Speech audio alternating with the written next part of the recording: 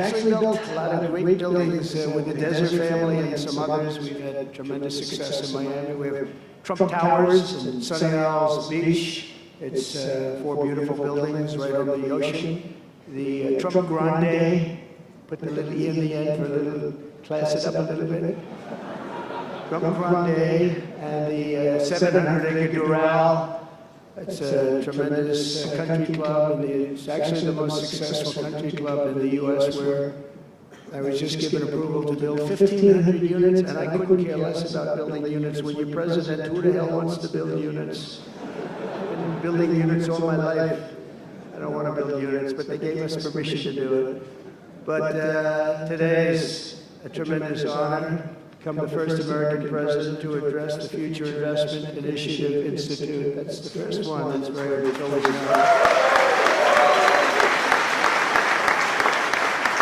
And I want to thank Mayor of Miami, Francis Suarez, for being here. Thank you very much, Francis, wherever you are. And thank you for the endorsement when I ran. I was very appreciative. Along with the Mayor of Miami Beach, Stephen Miner. Stephen, thank you very much. Thank you. Thank you, Stephen. Thank you very much. And numerous American business leaders, some of the biggest business leaders actually anywhere in the world, and many distinguished guests from the Middle East, and in particular the Kingdom of Saudi Arabia, a special place with special leaders.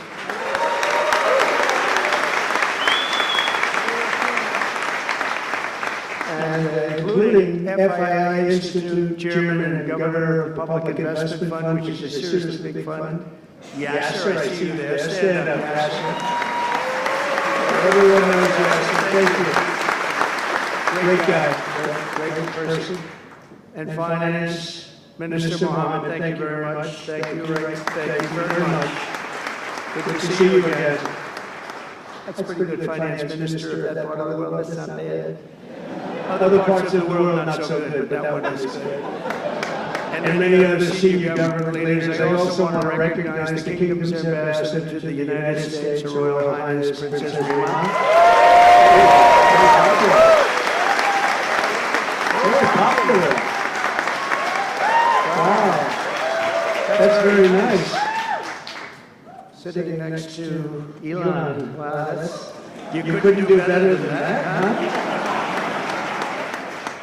As well as my own special envoy to the Middle East, who's really done a fantastic job, Steve Witkoff. Thank you. He's been busy. And Michael Waltz is here. Where's Michael? Michael's been so busy. They've been going back and forth and back. And a woman who's just voted the most powerful woman anywhere in the world. I'm going to go with Princess Rima, but she was voted the most powerful woman anywhere in the world, Susie Wiles. Thank you. Most powerful woman, that's pretty good. We have to talk to you about that, Susie. It's pretty good. And also, we all know Jared Kushner, a very special guy. Thank you, Jared. Thank you, Jared. And Elon Musk. He's been making the news lately, hasn't he? Very positive. Stand up, Elon. He's a great guy.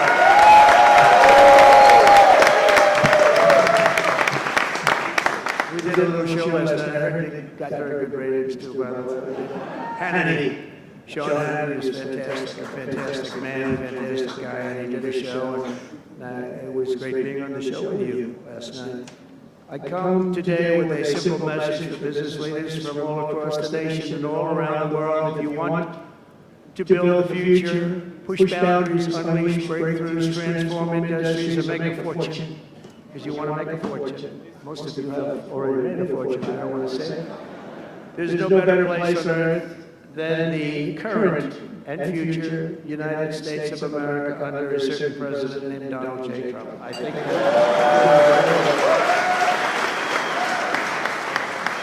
and they're saying that November 5th, Election Day, 2024 will go down as one of the most important days in the history of our country. They said in 129 years, the most consequential election. I don't know if they're right about that or not, but it sounds good. I wanted to see if I could get a couple of more years stacked on, but I figured the fight wasn't really worth it. 129 is a lot.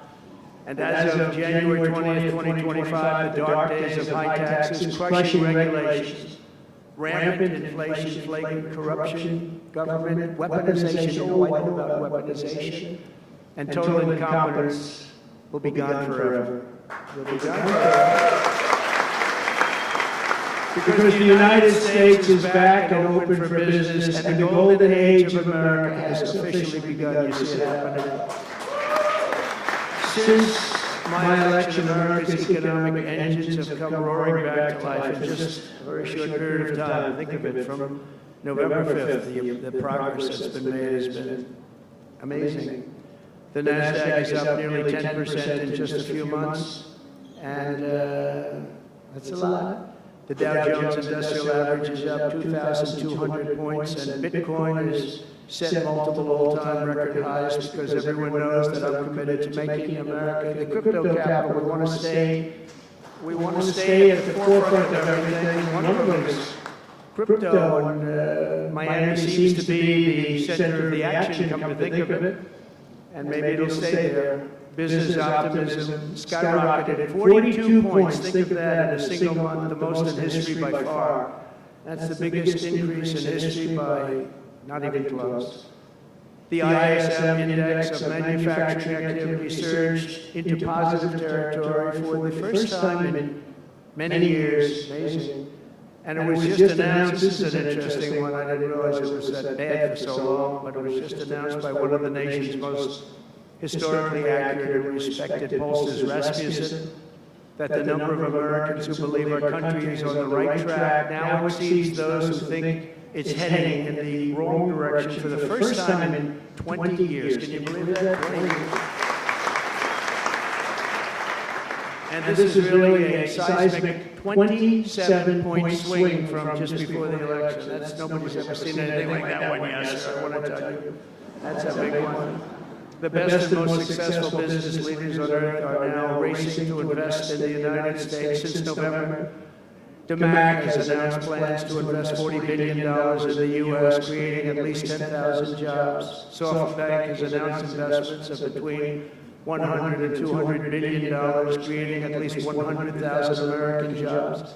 Oracle and OpenAI and SoftBank are now collectively committing $500 billion to keep the United States on the cutting edge of artificial intelligence, and so many more. I mean, so many companies that want to come to the White House and have a little news conference all the time. I said, why don't you just announce it? But they want to come, and I'll do that. I don't want to do that. I say anytime they want to go 10 billion or more, I'm there. 10 billion or more. But on his recent visit to the White House, the Prime Minister of Japan announced he anticipates Japanese investment in the United States of well over $1 trillion, and we're working on an Alaska pipeline already, which is the closest point to Asia. And as you know, the ANWR, which we've started, Ronald Reagan couldn't get it approved, nobody could get it approved for so many years, couldn't get it approved, I got it approved, actually I got it approved twice, I got it approved and Biden ended it.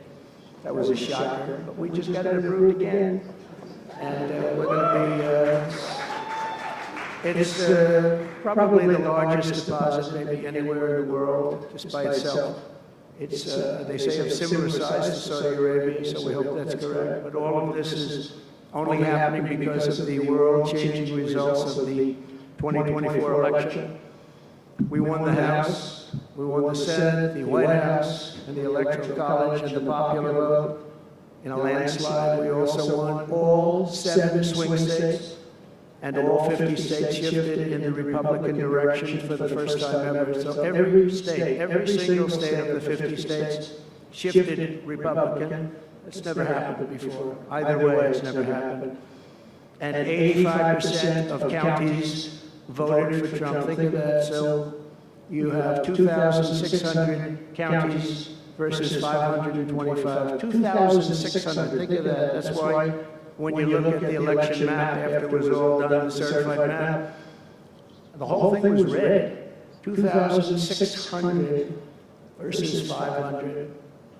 It's a big difference. Nobody's seen anything like it, actually. So as a result of this very historic victory. Investors from all over the planet once again have confidence in America's future and respect for America's leaders. And it's about time we get a little respect. The last administration was the worst and most incompetent in the history of our country, but we are moving quickly to fix every single disaster Joe Biden created and make America stronger and more prosperous than ever before.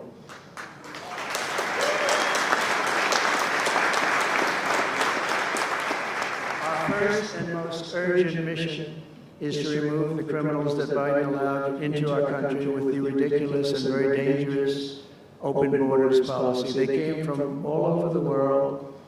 They came from prisons and jails. They came from mental institutions and insane asylums. They were gang members. They were drug lords. They came from all over, and they were allowed to come into our country.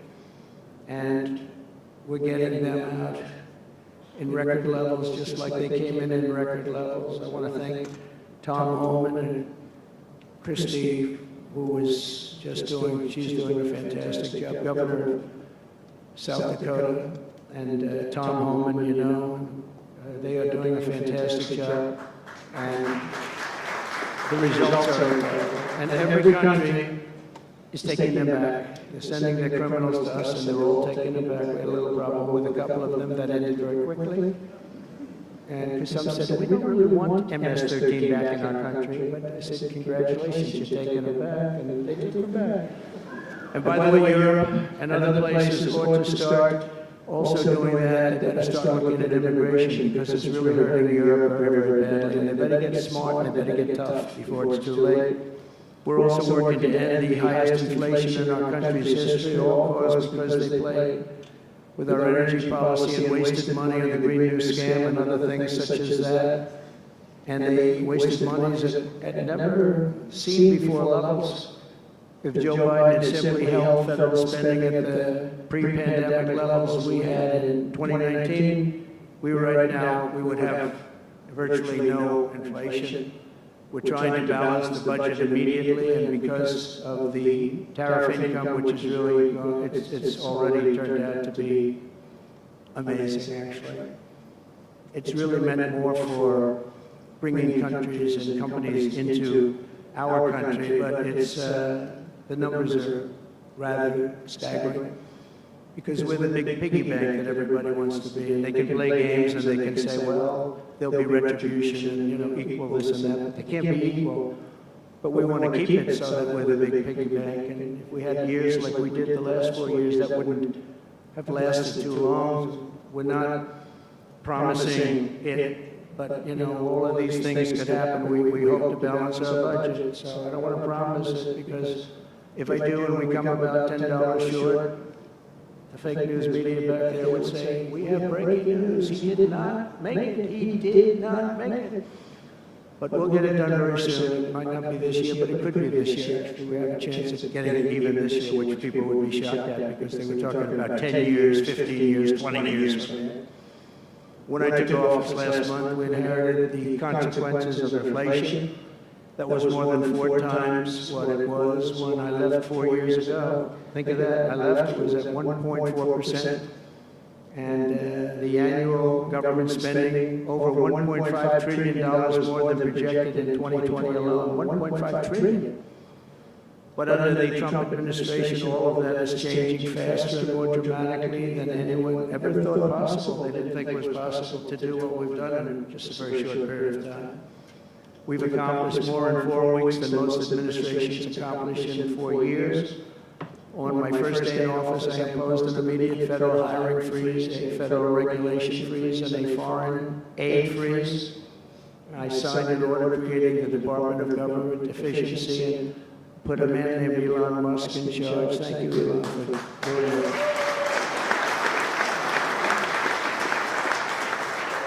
He's doing a great job. You could have seen him last night. He's really, you know, he's a very committed person. He's a very serious person. And he's a very high IQ people. You know, I like high IQ people. Not all have to be, but, you know, it'd be nice to have some people up there that he's a seriously high IQ individual. Now, he's got his faults also, I will tell you that. but not too many of them, which is now really waging war on government waste, fraud, and abuse. And they're curbing inflation and saving taxpayers billions and billions of dollars every single day. And there's even under consideration a new concept where we give 20% of the Doge savings to American citizens and 20% goes to paying down debt, because the numbers are incredible, Elon. So many billions of dollars, billions, hundreds of billions, and we're thinking about giving 20% back to the American citizens and 20% down to pay back debt and pay down debt, which is, if you look at value, if it were a real estate balance sheet, the debt is tiny, but we still want to pay it down. Doesn't matter. We don't look at it as a piece of real estate. It's America. We're going to get it down through intelligence, hard work, and as Elon said, a word called caring. You have to care. By doing this, Americans will tell us where there is waste. They'll be reporting it themselves. They participate in the process of saving money. So many of the men and women in this room, as an example, they pay tremendous amounts of taxes. And here are just a few examples of where your money was going before I came along. These are just some of the, just taken at random. Oh, there are much worse examples than this. I was just looking at them before the speech, and I can tell you they were much worse. And there are some that are horrible, but I don't want to really say them because they're very, very embarrassing to people. Very, very embarrassing. And they're really something, but you'll be seeing it and you will be reading about it. But just some taken at random, $2 million for sex change operations in Guatemala, $20 million for Sesame Street performances in Iraq. $20 million, that's a lot of money. You know, I know what it costs to do those things. You get a cast over for $50,000, give them a couple of bucks tip, that's it, not $20 million. $20 million, that's Gone with the Wind on steroids. $101 million for 29 diversity, equity, and inclusion contracts at the Department of Education. Wow. And we've canceled all of these, saved all of this money. And again, this is just a small sample. This could go on, I could read them all day. $520 million for a consultant. I want to know who is that consultant?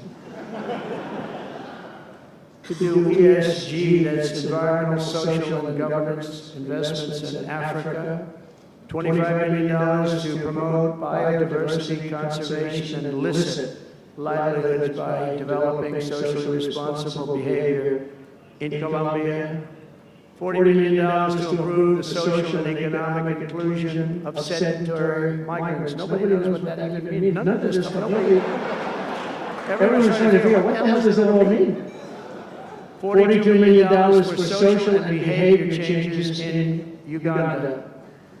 40 million is a lot of newspaper ads in Uganda. $70 million for research of evidence-based solutions for development challenges. $10 million for Mozambique medical male circumcision.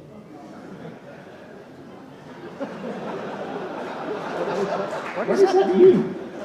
$2.3 million for strengthening independent voices in Cambodia. $14 million for improving public procurement in Serbia.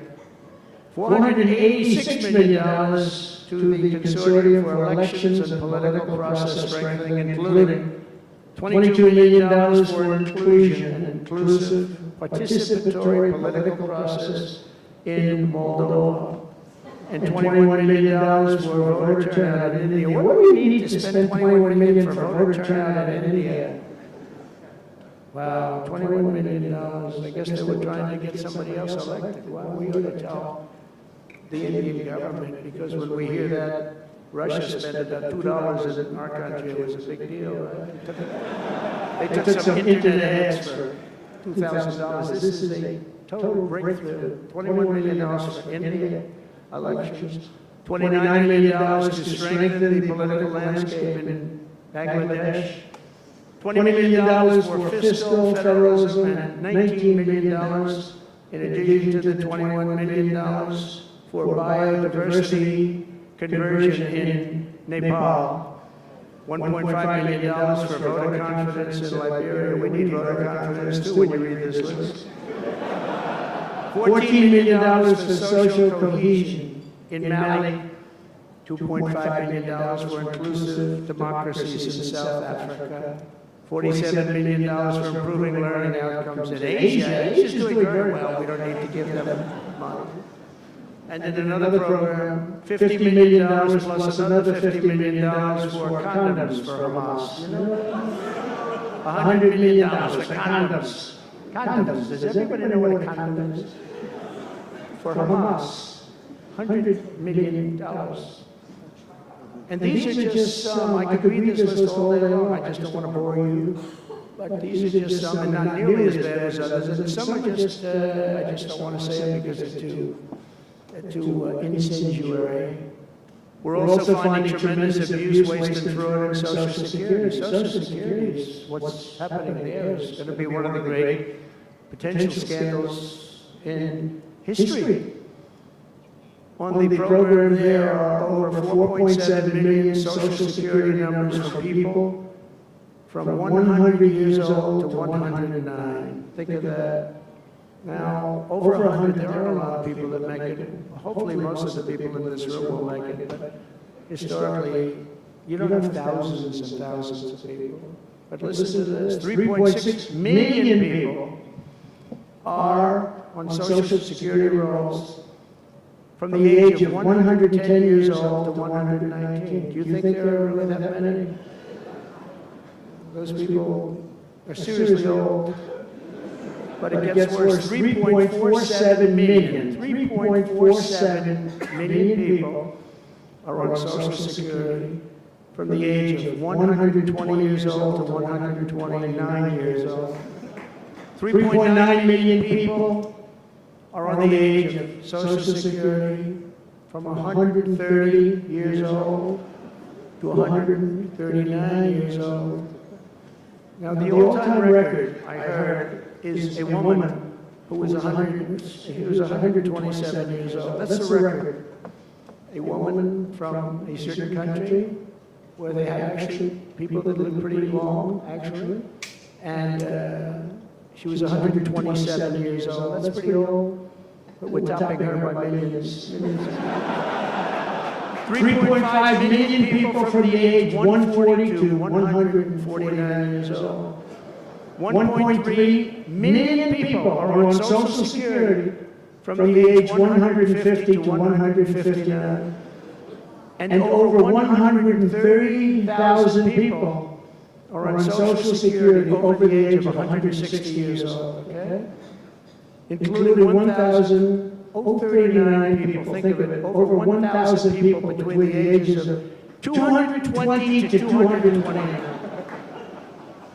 And one person between the age of 240 years old to 249. And the record topper, there is one person on Social Security who's 360 years old, which is approximately 110 years older than our country.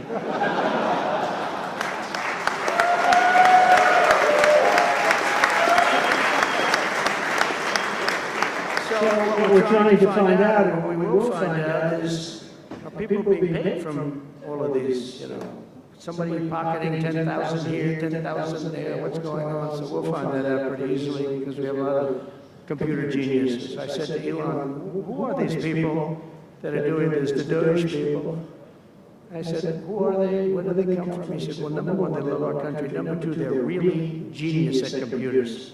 So nobody's going to fool them. When they go in, they see some bureaucrat that's scamming the country, and they try and talk about, you know, certain computer language. These people say, no, it doesn't work that way. These are people that have a natural ability as you know, brilliant computer people. It was very interesting when he told me that. I said, that's what you need today. But all of these scams have now been terminated. In addition, over the past month, we have effectively eliminated the U.S. Agency for International Development, which was funding much of this lunacy.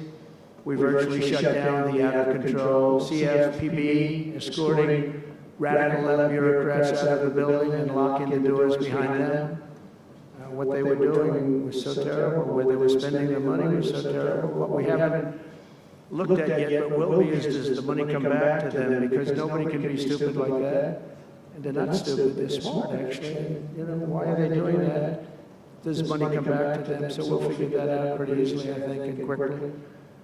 But I've ended all of the so-called diversity, equity, and inclusion programs across the entire federal government and private sector, and notified every single government DEI officer that their jobs have been deleted, they're all deleted.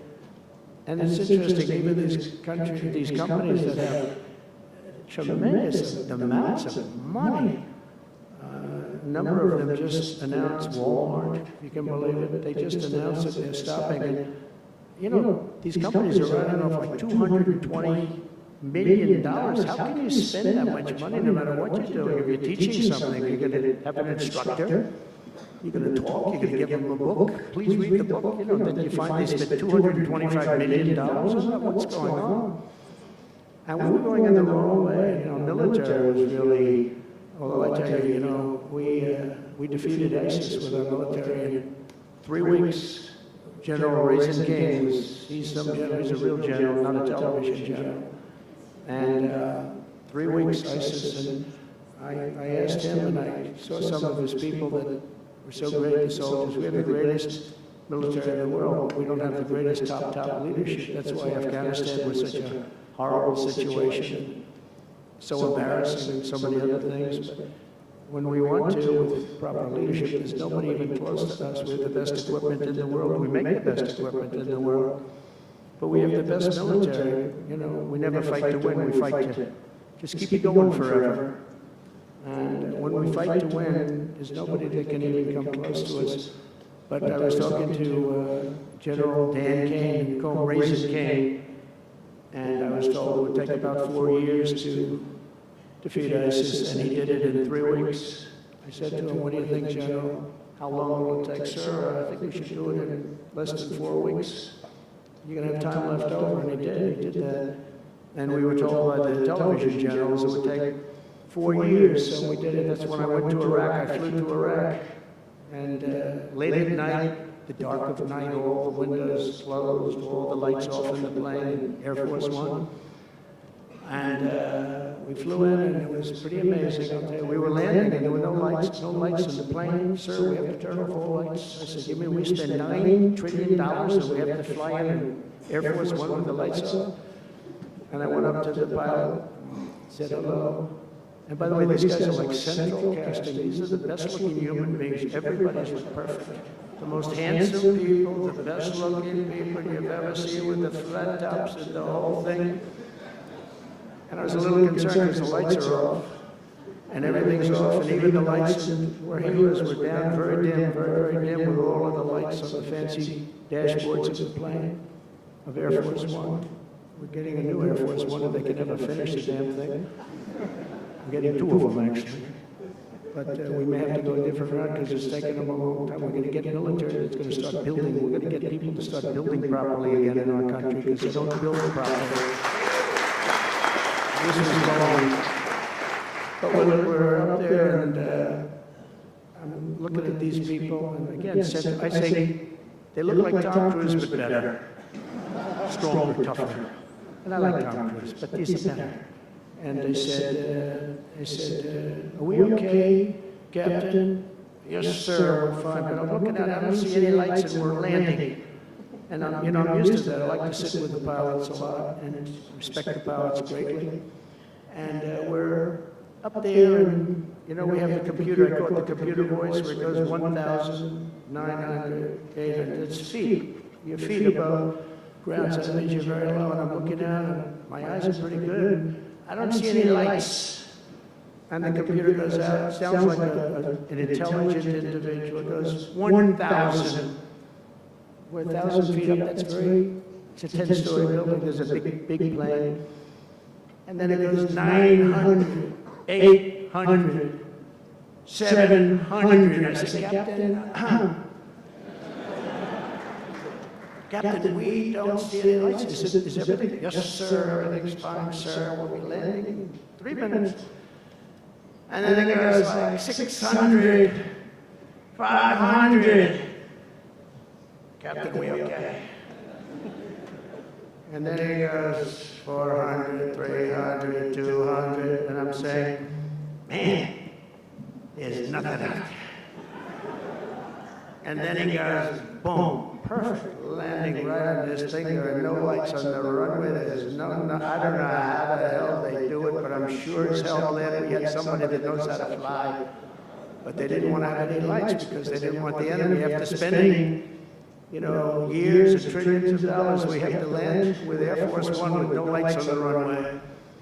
But they were incredible people. And then I got out of the plane and actually asked my people, and I said, excuse me, I was very brave sitting in that cockpit. Am I allowed to give myself the Congressional Medal of Honor? And they said, I don't think so, sir. I said, well, I thought I was extremely brave. But now here's the problem with saying a story like that when you're a kid. The press will say, President Donald Trump wanted to give himself the Congressional Medal of Honor. Headlines all over the fake news. We go with the fake news, but we're all wise. But it was something, and then I went down, and it was the same thing. I'm standing on the tub, and I look down, and there's these handsome people. Everybody's like from a movie set. Good-looking guys. I get down the stairs. What's your name? My name is Kane, sir. What's your first name? They call me Raisin. I said, wait a minute, your name is Raisin Kane? I love you. I've been looking for you for 5 years. You are. This is what I want. And there was a general next to him, there was a colonel, there was a drill sergeant, a master sergeant. They were all like people. I could make a movie right now. I'd have the best-looking people ever. And they were great. And then I went in. Sir, would you like to rest before the bed? No, I don't want to rest. I don't want to rest. I've been resting on the plane. Other than the last few moments, which were quite harrowing. And I said, I don't want to rest. He was thinking about Biden in advance, you know? Biden would have gone there, would have rested for days. And then they wouldn't have a meeting. He'd just go home. No, I said, I don't want to rest. I don't want to rest at all. I want to go. So we went into this like bunker. And we had a lot of very good, talented people. And that's what I asked them. I said, you know, I'm hearing it's going to take a long time. No, that's not right, sir. It's not going to take a long time. We'll have it done in 4 weeks. I said, how can you say 4 weeks when in Washington they said 4 years? He said, 4 weeks, sir. We'll hit them left, we'll hit them right, we'll hit them up the center, we'll hit them underground and overground, we'll knock the hell out of them, sir. And I said, why is it that they said so long? He said, because they wouldn't let us fight. And we're very far away. They want us to fight for this, from this airport.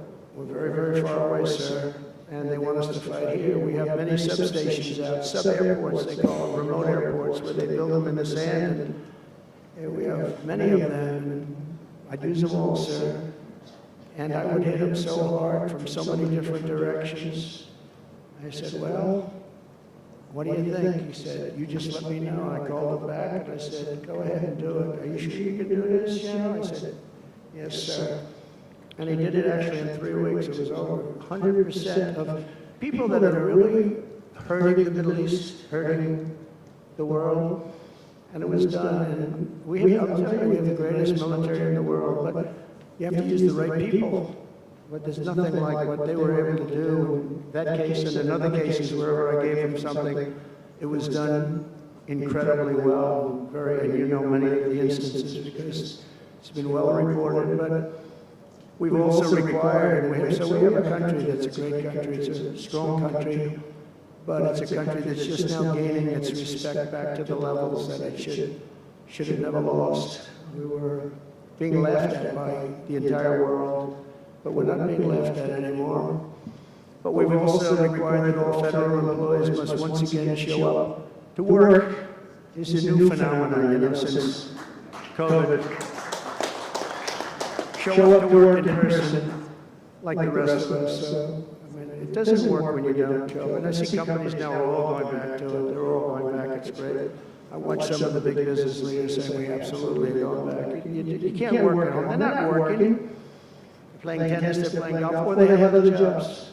But they're not working, or they're certainly not working hard. You could never build a company or a country with that. So we have a very strong policy, and if they don't show up to work, they get fired. And we're trying to make our government smaller but much stronger. And we have tremendous bureaucracy, but it's happening. A lot of people are leaving, and in some cases leaving with pretty good offers. You know, you paid 7 or 8 months and go out and find a job. Some of these people had jobs. They were actually working for us, but they also had other jobs. And those people, in theory, they had problems. I don't know if we're going to do anything about that. So we have other things to do, but they were working other jobs instead of working for us. So they were staying home working, but they were working other jobs, getting paid a lot of money, perhaps. We offered deferred resignation buyouts to all federal workers, resulting in more than 75,000 bureaucrats voluntarily surrendering their taxpayer-funded jobs. A lot of them are leaving because they don't want to be caught having a second job. Some are leaving because they didn't want to be in government any longer. And some are leaving because they didn't want to show up to work. They wanted to work outside of an office. And that's never going to work for anybody, including companies. Companies ought to get smart. You watch these companies where they do that, they start going bad, nobody knows what's wrong with this company. We'll try getting the people back into the office where they can be cohesive and together. In less than a single month, the Department of Government Efficiency has already saved over 55, this is just a short period of time, $55 billion. And we're just getting started. That's nothing compared to the numbers that we're talking about. Right? We're ending trillions of dollars in waste. It'll mean much lower inflation, lower interest rates, lower payments on mortgages, credit cards, car loans, and much higher stock markets. I think the stock market's going to be great. In other words, we will rapidly grow our economy by dramatically shrinking the federal government, and we have to do it. I'm also taking fast action to end the radical left nation-wrecking crusade against oil and natural gas. Over the past 4 years, the Biden administration cut the number of new oil leases and gas leases by 95%. They slowed new pipeline. I mean, look at the, anyone, Dakota Access, they wanted that one knocked out. The Keystone Pipeline, they wanted that one knocked out. They ended the Keystone. We got the Dakota Access done, but it wasn't easy after they tried to stop it. They slowed new oil and gas pipeline construction to virtually a halt. They shut down 38% of active oil and gas rigs in the United States, but they let the wind turbines go round and round and round. If the wind doesn't blow, they got problems. They kill all the birds, they ruin the sightlines, they ruin the plains and the beautiful areas of our country, including the oceans, the lakes. They closed more than 50 power plants, all causing energy prices to skyrocket. You saw that happen. That's what caused inflation, pretty easy. These policies were so destructive that despite draining nearly 40% of U.S. strategic petroleum reserve, meant for emergencies, it was meant for emergencies. It wasn't meant for getting the price of gasoline down so that you can win an election. It didn't work for winning the election. Actually, there's so many people that are driving that it's a very small number. It just had a very small effect, but in the meantime, it takes it down. Now it's at the, we'll fill it up fast, but it's at the lowest level. When we made the transition, it was at the lowest level in history, ever recorded, the lowest level. Nobody's ever seen it that way.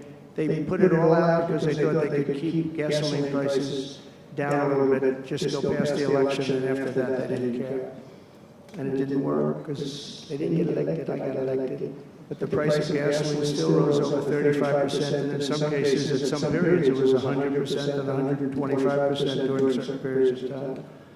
Under the Trump administration, we have implemented a very different plan. You probably heard of it. It's called Drill, Baby, Drill. And we're doing that. The world runs on low-cost energy, and energy-producing nations like us have nothing to apologize for. We have more energy than any other nation in the world, and we're going to use it.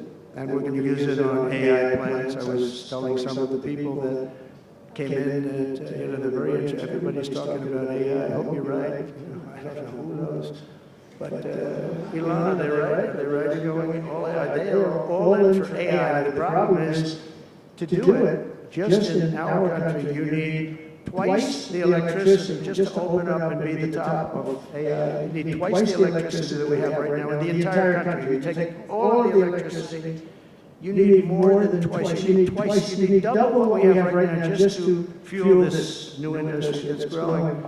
I was amazed when I heard that number. They all said, how can we do this? Because, in China and various other places, you can probably get it. with the shake of a hand. But in our country, you can't, but now you can, because we've declaring a national emergency in order to get fast approvals. And we're going to have, if you build a plant, you're able to build an electric generating facility right next to your plant. So you'll be making your own. You won't have to count on utilities. You won't have to count on an old grid that could fail, could get hit by something, bad things or good things. But you're not going to have to. You're not going to have to worry about grids. You're not going to have to build your plant, and you'll build your essentially you become a utility in a way. You build your own electricity. If you want to build extra and put it out and get paid for that, you're going to be able to do that. You can put it back into the grid, but you're going to be able to build with your plant a generating facility. And we're going to get you Lee Zeldin, head of the environmental group, various groups, and we've got them unified now, but we're going to get you very fast approvals. They'll be approved so fast, your head will spin, and we're going to get that whole industry started. We're going to be the head of it. We're leading right now. We have the greatest brain power. We're leading right now.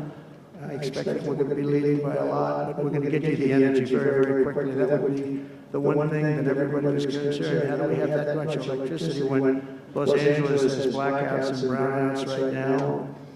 There's a lack of electricity, but we're going to get it at levels never seen before. I ended the ridiculous Green New scam, halting tens of billions of dollars of wasteful deficit spending, and I withdrew the United States from the unfair one-sided Paris Climate Accord, and I ended Joe Biden's insane electric vehicle mandate, because it was just insane.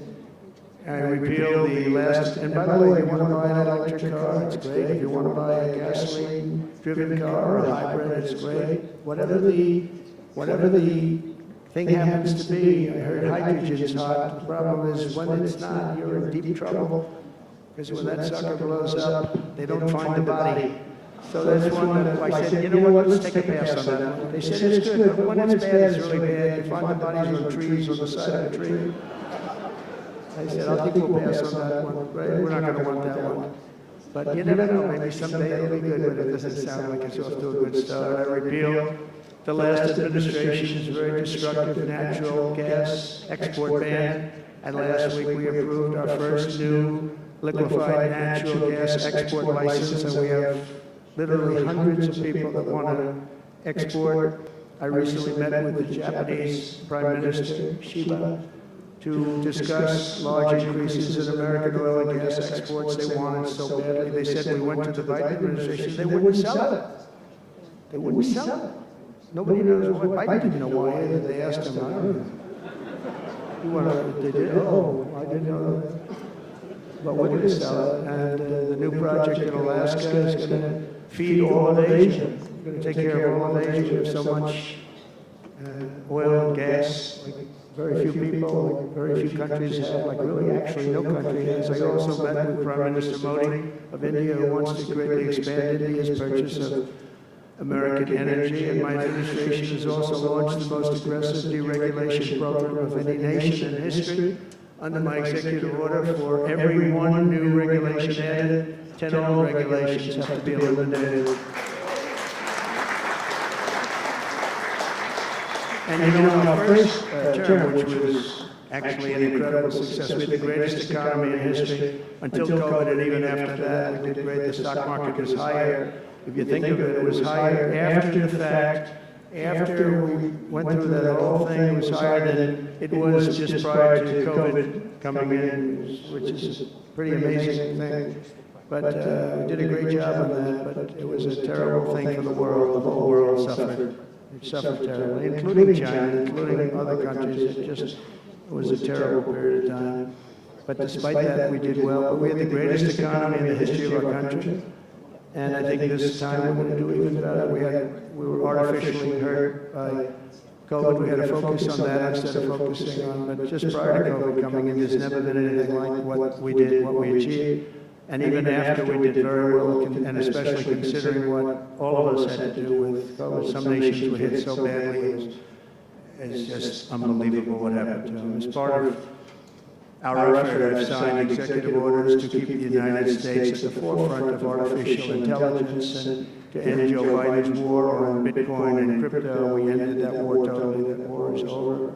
They were very hostile toward them until the very end, just because there's so many people on Bitcoin and crypto that just before the end, the SEC came out and they were being very nice. It was so nice to people because so many people were being indicted for no reason whatsoever. Very political group of people. All they did was they liked indicting people, but they were being indicted, and many of those indictments were dropped just before the election because they said, wait a minute, there's 100 million, 125 million people using this, and they didn't want to have, you know, all these people being voted against. But by the time they did that, it was too late. We had that vote entirely, I think. I think anybody smart that believed in that, and there were a lot of people believing it, anybody that was smart voted for Trump. And they pulled the indictments. So I see people that were indicted, they said, I saved your life. I saved your life.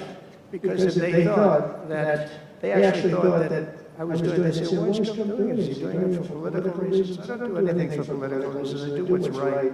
I want to be in the forefront of every industry.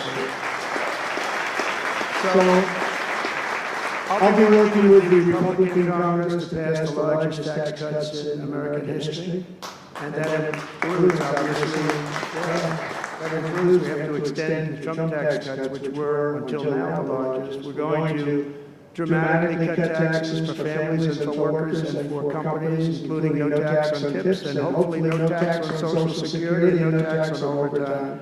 And that overtime one is a sleeper, because I think a lot of people are going to be spurred on to do a lot of extra work when they hear that. A lot of companies really like it, a lot of people really like it. The new Trump tax cuts will also include 100% expensing for new factory construction in the United States and anything else that you're going to buy with capital. If you buy something that is going to be good for our country, we're going to let you expense it, 1 year expense. And I did that the first time.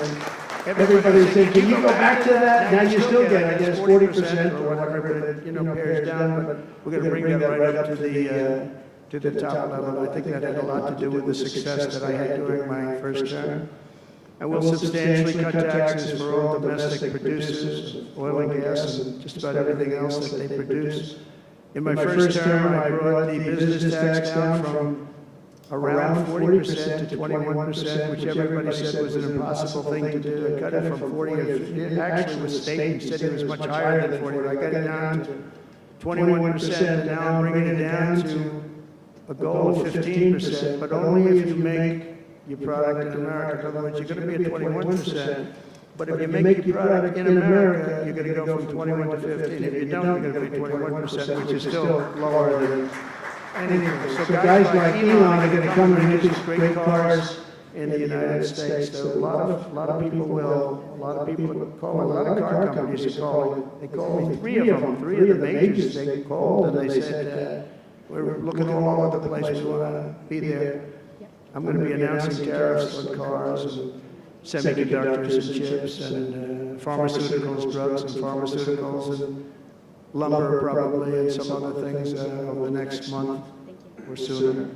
And it's going to have a big impact on America. We're bringing our businesses back. If they don't make their product in America, then they very simply, they have to pay a tariff. But if they do make their product in America, they don't have to pay any tariff, which will bring, it's all going to bring trillions of dollars into our treasury, or it's going to mean that there won't be any taxes because we want to have a fair base. If they don't have it, we don't have it. If they don't pay, if they don't charge us, we don't charge them. It's pretty simple. The Republican Party is once again the party of common sense. We're a party of common sense. We want strong borders. We don't want men playing in women's sports. We don't want to have transgender for everybody. We're the party of common sense. That's how we won the election in such a big manner. We'll no longer allow other countries to ransack and plunder our nation. That's why I have announced that we will soon begin imposing reciprocal tariffs on any country that engages in unfair and unequal trading practices. If they tariff us, as I said, we will tariff them at the exact same rate. So a certain country, because some of these countries, even countries that I've already mentioned, are extremely aggressive with tariffs. Nobody knows that European Union, they have the VAT tax. It's devastating. It's very tough for people on the outside. Hard to sell cars. It's really impossible to sell them because they also have non-monetary tariffs that are very, very tough. But if you take a look at that, it's a very unfair situation.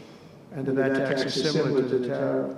Around the world, I'm moving quickly to end wars, settle conflicts, and restore the planet to peace. I want peace, and I don't want to see everybody being killed. And you take a look at the death in the Middle East and the death that's taking place between Russia and Ukraine. It's been going on, and we're going to end it.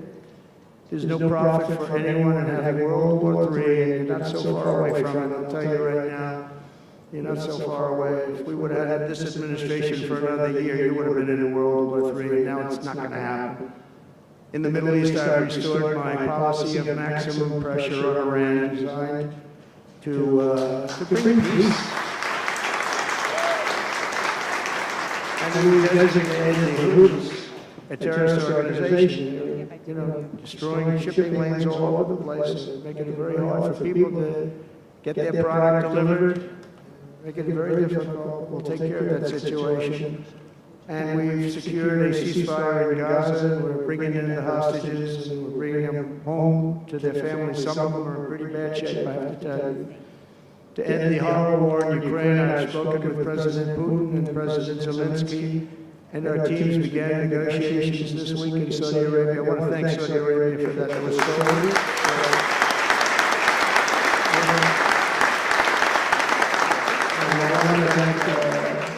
in particular, we have so many of the people, Yasser, Mohammed, all people, but in particular, we have to thank Crown Prince Mohammed bin Salman for hosting these historic talks.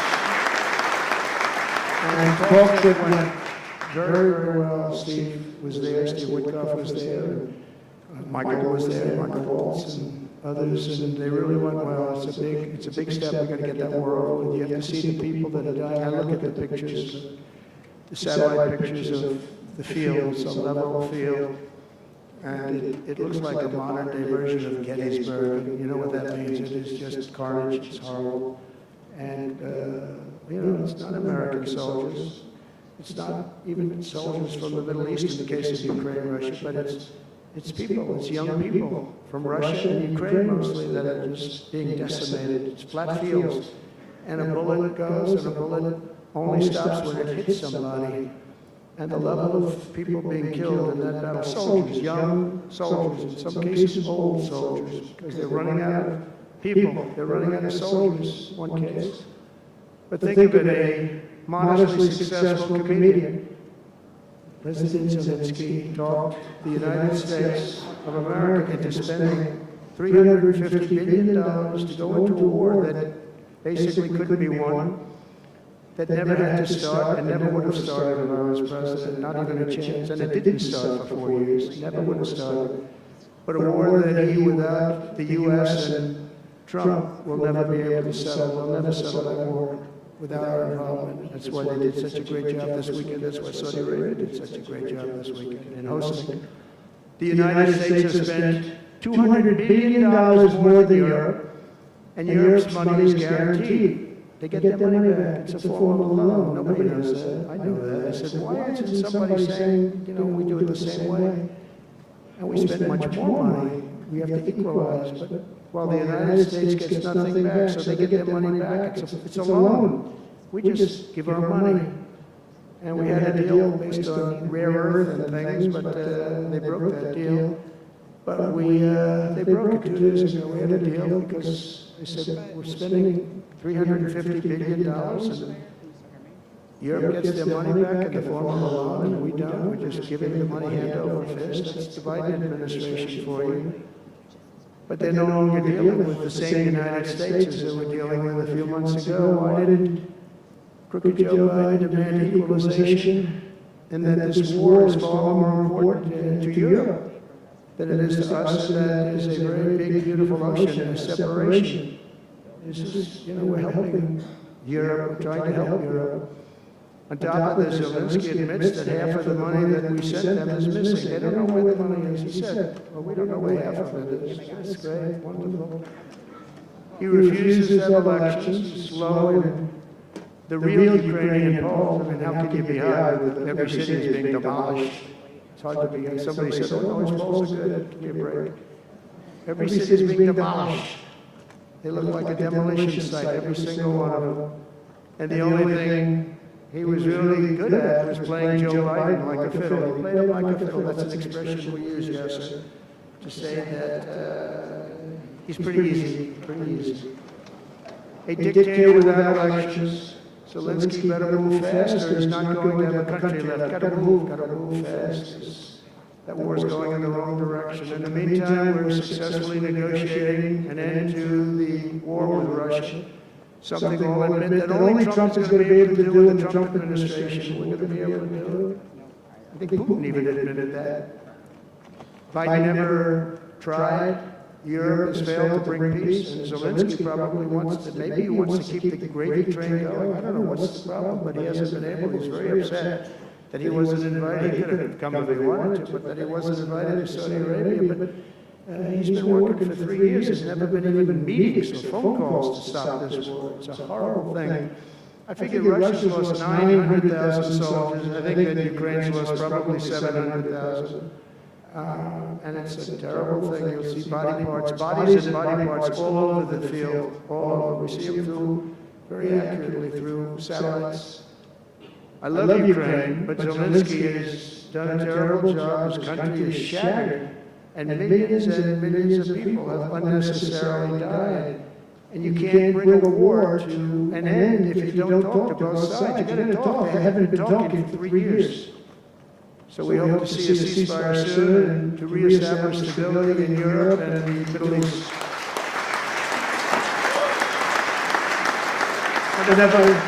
Thank you. As I've said before, it's my hope that my greatest legacy will be as a peacemaker and a unifier. That will be a great legacy. So in conclusion, the golden age of America is upon us, and I'm inviting everyone here today and every citizen across our land to take part in the most extraordinary period of peace, prosperity, growth, innovation, wealth creation, and expansion the world has ever seen. We're on our way. I mean, everyone's talking about us. 3 weeks, we're in there for a couple of days, more than 3 weeks, and everyone's talking about it. You have to see the crowds of people outside.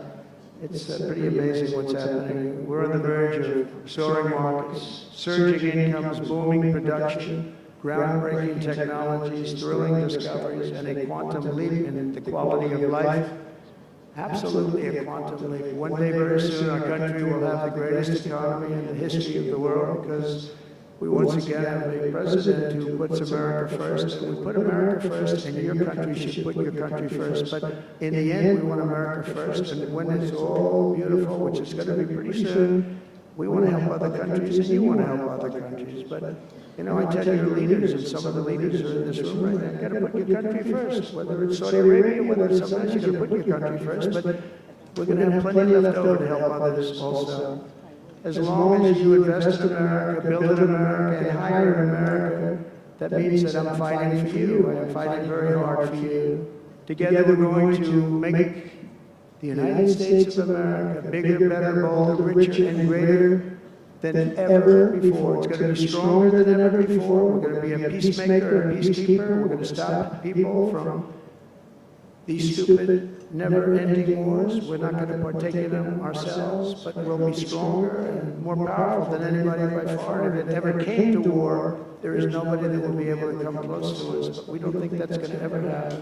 So I want to thank you all very much. It's a great honor to be here. And I think somebody said they're going to ask questions, and I didn't say, gee, what other questions like Biden does? I say, just ask, it doesn't matter.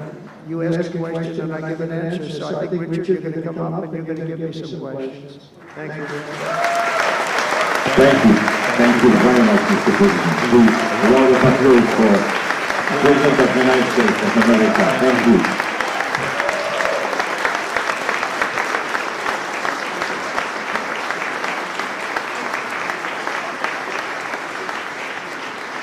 Mr. President, thank you for accepting to take a few questions.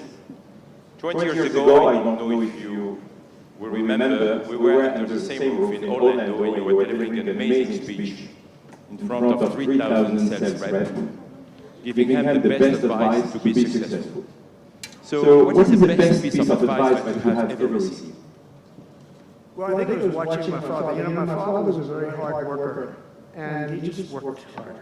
And he was very smart. He had good genetics. His brother was the longest-serving professor in the history of MIT, Dr. John Trump. And my father was every bit as smart. But my father had to work. He was older, and he put his brother through school. In fact, he once said, boy, I put him through so much school. He had 3 different degrees. And they asked him to stay on at MIT, but my father was the same ilk. And I noticed that my father was a happy man. And what he did is he worked. He just worked all the time. He worked. And he loved it. And really, I think the best piece of advice I got from that is you have to love what you do. And if you love what you do, you're going to have a happy life. If you don't, I mean, I see so many people, they're in businesses that they don't want to be in. They're in businesses that, you know, they're bored in or they're not good at. They don't have a natural ability at it. There is such a thing as natural ability, whether it's sports or acting or anything else. I mean, some people have an ability for something. Try and find that ability, but you have to love what you do. If you love what you do, you're going to be, at least you have a good chance of being successful. Mr. President, it's almost time for an early dinner. So if you are throwing a dinner party and you can invite 3 fascinating guests, living or dead, who would you bring? Well, they're all sitting right in the front row. Yes, sir. Are you ready? Mohammed, are you ready? Steve, Rick, and we have Mr. the most important person, at least until the World Cup is over, is here. Johnny, stand up. He gave the United States the World Cup. Johnny, thank you very much. I didn't know you were here. That's very good. He's the king of soccer. That's not bad. And you've done a fantastic job. You know, but it's very interesting. When I was president, I got the World Cup, and I got all of the, you know, we have the 250 anniversary, so that fell in this administration. That's a big deal, 250 years. But we have all of these things happening, and I also got the Olympics. And I was called by the mayor of Los Angeles, sir, would you call up the Olympic Committee, because it was at that time President Obama will not take their phone call, and we're going to get the Olympics in Los Angeles. And by the way, they've recommitted to Los Angeles at a level that, you know, I was very worried about that. And they've, the opposite, you know, somebody could have said, well, we're going to do it someplace else. Until they have actually recommitted, they're going to make it bigger and better than ever. So, you know, but I had the Olympics. So I got the Olympics, I got the World Cup, and I said, and the 250, but that one I didn't get. But it was there, it was in this term. And I ran an election, and we did fantastic in 2016. We did much better. Millions and millions, tens of millions, but millions and millions of votes better. And bad things happened, and I didn't get that one.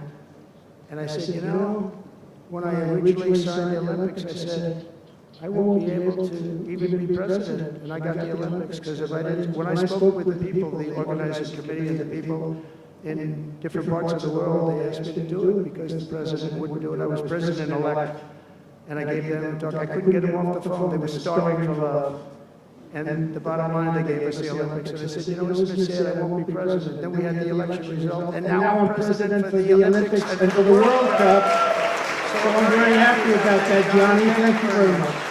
Thank you. I'll be there. I promise I'll be there. And by the way, Mr. President, backstage you have a gift from Gianni. He gave us the first ball with your name, which will be played for the World Cup in America. It's going to be great. Thank you, John. Very much.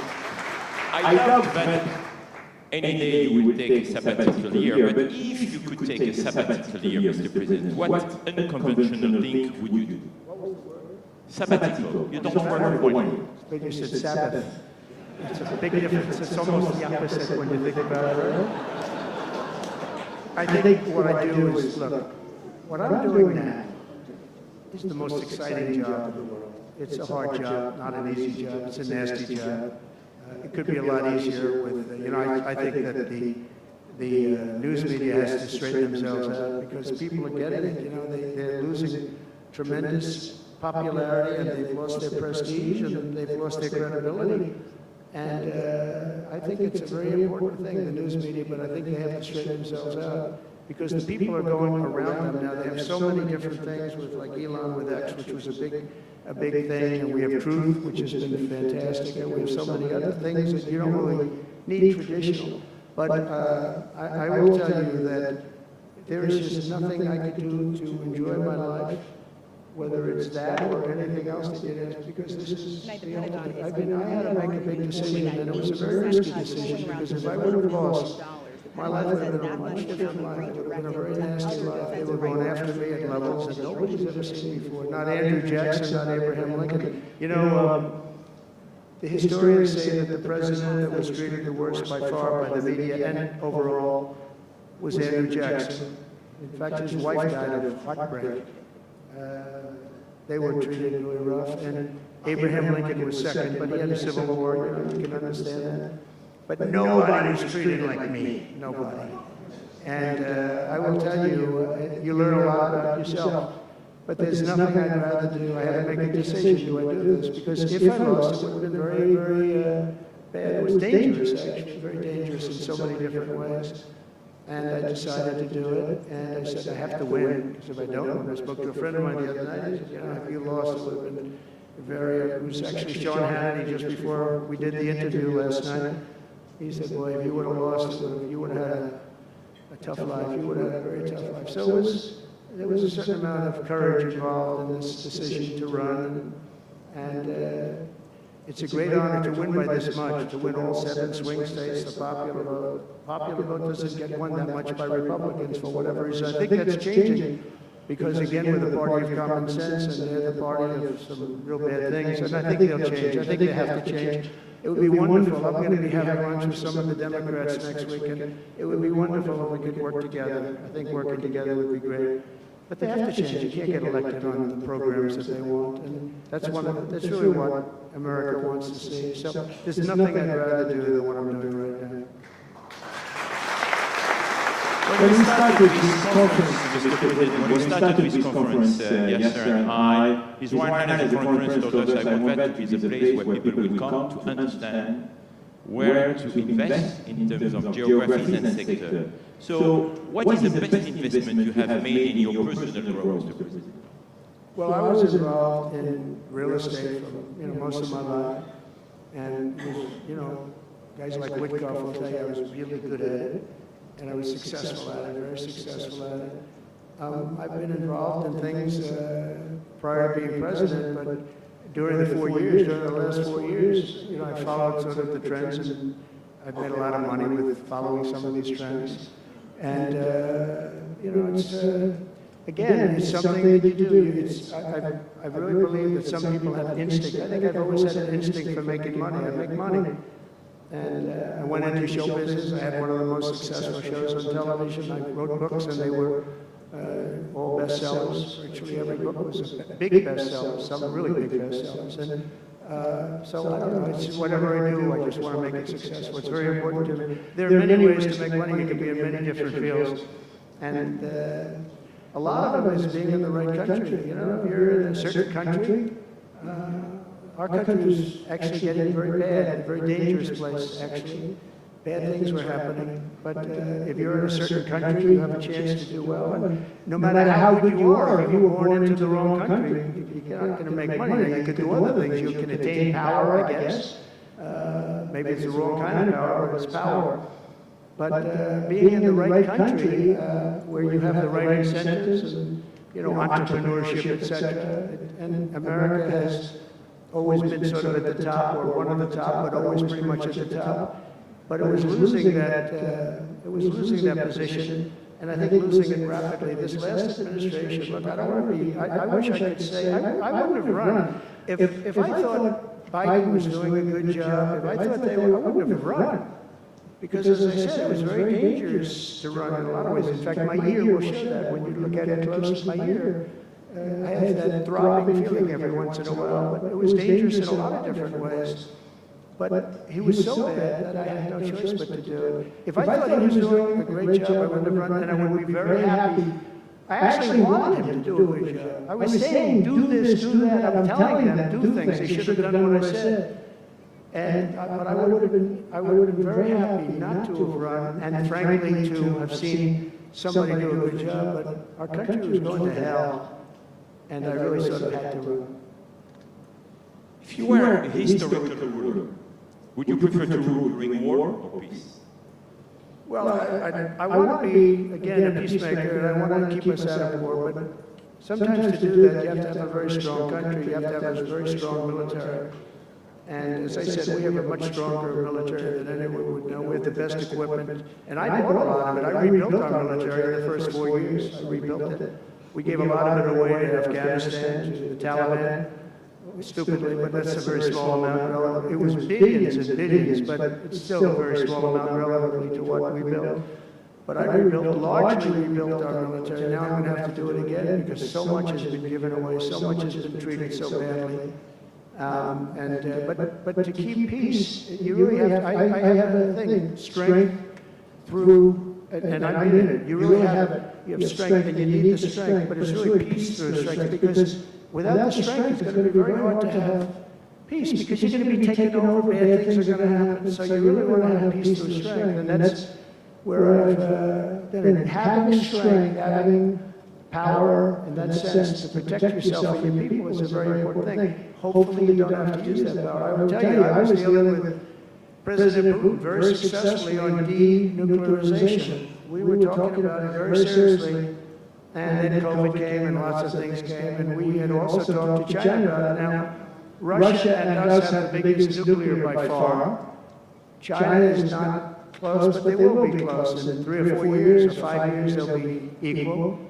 But we were going to talk to China, and I spoke to President Xi about it very successfully. I think we were going to denuclearize it. We would have had to get the smaller nuclear powers, of which there are 4, 3, maybe, but 4 probably, to do something. We would have been able to do that. But I was having very strong talks with President Putin about denuclearization. And, you know, you're president, you get presentations about what we're building, what we're having, the power of weapons, the power of many things besides weapons per se. But I saw the power of nuclear weapons, and we can never let that happen. If that happens, the ball game will be, the world will be destroyed. The power is so enormous. You look at Hiroshima, you look at Nagasaki, multiply that times 500 times, and the world would be destroyed. So you want somebody as your president, or you want somebody as your leader that understands that we just can't let that happen. We can't let other countries get nuclear weapons. Not only Iran, Iran is a good example, maybe the one that people think about, but we can't let that happen. The power of weaponry today is so enormous that the world would disintegrate, so we can't let it happen. Mr. President, if you had to describe the United States of America in just 3 words, what would they be? In 3 words? 3 words. Love, respect, and strength. That's a tough question. That might be my best answer, Russell. It reminds me of high school, but that may have been the toughest question. You think Joe Biden could have done that? I don't think so. I don't think so. We're almost at the end, Mr. President, but talking about the United States of America, what is one cultural habit in the US business that the rest of the world could learn from? What is the best practice? Well, I think we love our families, but I think a lot of the world loves their families. I was speaking to the head of Mexico because I complain constantly about people pouring in. Now our border is the strongest border we've ever had. We've gone from the worst border ever in history to the strongest border. But I was speaking to the president of Mexico, a very wonderful woman actually, and I said, we're talking about drugs, you can't let people come through your country, come into the country. You know, it's not that nice, but they understood what I was saying. And she said something that really got me. She said, I said, you're not a big drug-taking nation. And she said, no, we are not a consumer. And I said, a consumer, what is, you know, an interesting word. We're not a consumer nation. We're not a consumer of drugs. I said, what an interesting, and why is that? She said, well, we have very strong family values. I said, but we do too. We do too. We have very strong. Our families are devastated by what's happening with fentanyl, and China will not be doing. We're going to make a deal with China. They were not letting that happen anymore. And I had a deal, by the way, before I left. I had a deal with President Xi where they were going to give the maximum penalty to anybody making fentanyl and sending it into the United States. And the maximum penalty is the death penalty, and it wouldn't stop. But when the election turned out to be a rigged election, but that's okay. When the election turned out to be, it was an election that shouldn't have happened. All the things that happened. I'll give you an example. We wouldn't have had October 7th, Israel attack. We wouldn't have had Ukraine and Russia fighting. We wouldn't have had inflation. We wouldn't have had all of these things that happened. But in speaking with her, she said about family values. I said, well, you're not really saying anything there because we have great families too. We have great family values. She said, plus we advertise a lot. I said, ooh, you mean you advertise about how bad drugs are? Yes, we do. We spend a lot of money on advertising. And I said, unbelievable. That was such a great conversation because we're going to spend hundreds of millions of dollars advertising how bad drugs are so that kids don't use them, that they chew up your brain, they destroy your teeth, your skin, your everything. And I thank her for that. I make so many calls and I never learn anything from anybody. I know everything and I never learn anything from anybody. And I spoke to this woman, as soon as she said it, she didn't have to say exactly what, I said, exactly, what a great idea. And I think we're going to have, and I saw the pieces of it, we're going to go in with $100 million and then another $100 million initially. But I saw some of the ads and they are really violent. I said, you have to make them strong. Your skin practically comes off after a period of time. You lose your hearing. You lose your teeth. It is terrible. And we show this happening to people. And I think we're going to, we did very well with, we had blue ribbon committees headed up by the First Lady of the United States and a lot of other people that, they have no idea the viciousness of these cartels and these people. And they're smart. They're very smart, tough people. Making a fortune, by the way, an absolute fortune. But we got it down 18%, which was a record. But 18% is not great when you think about it. I think we could get it down 50 or 55 or maybe even 60% with advertising. So she really gave me something. I was going to call her and tell her that she did, but now I don't have to call her because she's going to be seeing this right now. So to the President of Mexico, thank you very much, I appreciate it. But we're going to do a great advertising campaign saying how bad it is, how drugs are so bad for you. My last question, Mr. President. You have mentioned briefly in your speech about the legacy. What would you like your legacy to be, if you can tell us more about it? That I came into a country that was great, but is in trouble. And I made America great again, and I got it out of trouble, and people respect America now, and we were a country of peace, and we brought peace to the rest of the world. Thank you. Thank you very much, Mr. President. Thank you very much, everyone.